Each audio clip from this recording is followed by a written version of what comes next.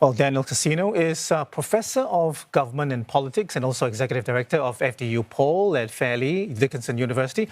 Professor Cassino, thank you very much for joining us on the show this morning. I want to start by asking you about the DNC, widely seen as a chance for Kamala Harris to introduce herself to American voters.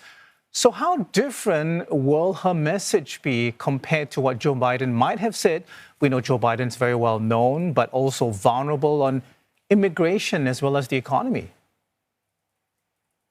So if Joe Biden were the one giving this speech tonight, he would be talking about his accomplishments. He would be saying that this election is a referendum on all that he's done, and he would be talking up all of his accomplishments.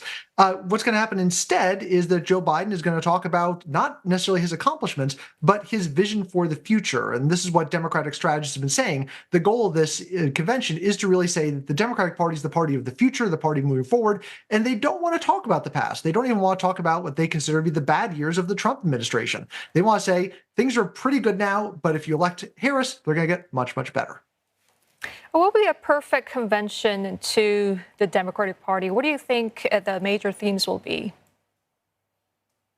So they definitely do want to talk about what their positive vision is. So they're going to talk about themselves as the party of economic justice, as the party of the middle class and the working class. They're going to talk about aid for families. And there's actually a lot of things that President Biden was able to do. And some of those things were then rolled back by the Republican Congress. And so they're going to talk about those things again. So the child tax credit, bring that back. And they're also, of course, going to spend a lot of time talking about what they see as the most powerful issue, that is reproductive rights. They're going to talk about the need to codify Roe v. Wade and abortion rights in law, and they're going to talk about the need to protect other reproductive rights. I don't think they're going to go very strongly negative against Trump. They haven't seen much success doing that in the past, so they're not going to be talking about what Republicans want to do in reproductive rights. They're going to spend a lot of time talking about what they want to do and how they think that's going to be able to mobilize women voters, especially young women, that they need to turn out in large numbers if they want to win. Professor Cassino, the speaker lineup is very impressive and not even confirmed for the next 3 days yet. But I want to ask you about the unity, of the Democrats. They seem to be united on most fronts, with the biggest exception possibly being the war in Gaza. How do you see the Democrats, and in particular Harris and Tim Walz, handling pro-Palestinian activists on one side and Jewish voters and moderates on the other side? I mean, will she keep trying to find that middle ground that Biden has struggled with, or is she going to stare down one side?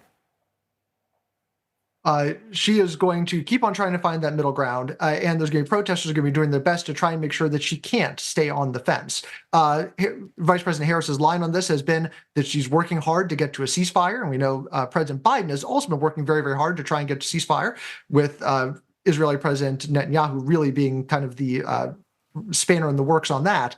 So that's their stance on it. Now, there's a lot of protesters, there's a lot of pro-Palestinian protesters outside the DNC, not nearly as much as organizers thought. They were expecting almost 30,000 protesters, and they got a lot fewer than that, a lot of signs laying on the ground. There has already been a little bit of unrest from those protesters, breaking through at least one police line, but it doesn't look like anything like we had in 1968, the last time Democrats at the convention in Chicago, where there were full-scale riots and the police having to fight back against protesters. It doesn't look to be that bad, but those protesters are going to be trying to embarrass and trying to push the Harris and all the Democrats on stage to try and say something about it. I think they are probably going to be very quickly drowned out and probably removed from the stage when they try and do anything. But they are going to try, because they feel the most important thing to do is get visibility for their cause and force Harris to try and be on their side.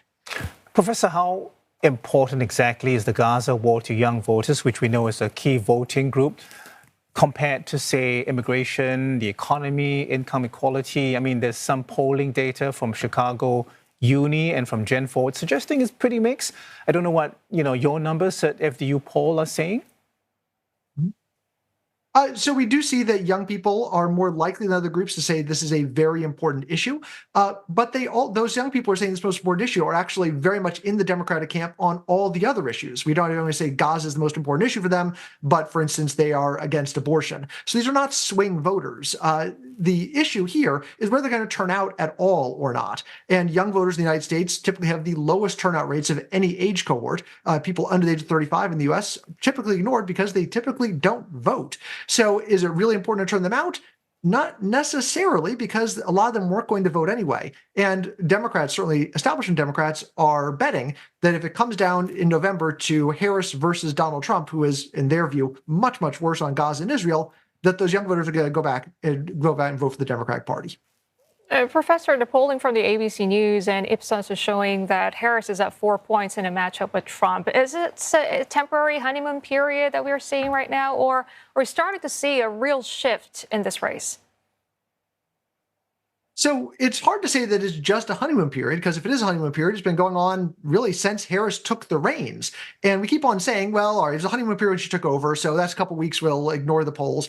And then she announced walls, and that was really good, so a couple weeks to ignore the polls. Now the DNC, well, in a couple of weeks, people are going to start voting, or vote by mail ballots start going out in the middle of September. So if the Trump administration, Trump campaign is going to say, oh, well, we're just going to wait for the tidal wave to be over, they're going to be waiting too long. There isn't a lot of time left in this election for the Trump campaign to really make their case if they're going to do it. This wave of enthusiasm is likely to hold up for at least another 3 or 4 weeks. And again, that's when voting is going to start. So it could be they ride this wave all to the end, and that's certainly what they're trying to do on the Democratic side.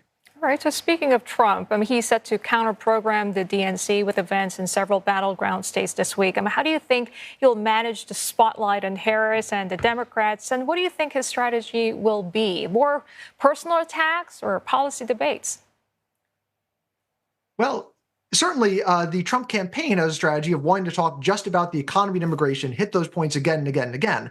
The problem with that strategy is that former President Trump isn't playing ball. So they've had a couple embarrassing speaking gigs in the last couple of weeks where they brought out former President Trump to talk about inflation, for instance. And one instance, they had a whole they had baskets and baskets of groceries behind him to talk about how expensive they were. And then he didn't talk about it and just talked about how he's better looking than Kamala Harris, or how he thinks Kamala Harris is stupid, or all these other things that are just not on what the campaign wants him to talk about. The biggest problem the Trump campaign has right now is former President Trump, who just wants to say things that are going to get him in the news and not actually stick to the message the campaign wants him to. It's not being helped at all by his vice presidential candidate, J.D. Vance, who just seems to just making gaffe after gaffe, talking most recently today, ordering a sandwich wrong in one of the most beloved restaurants in Philadelphia, upsetting locals.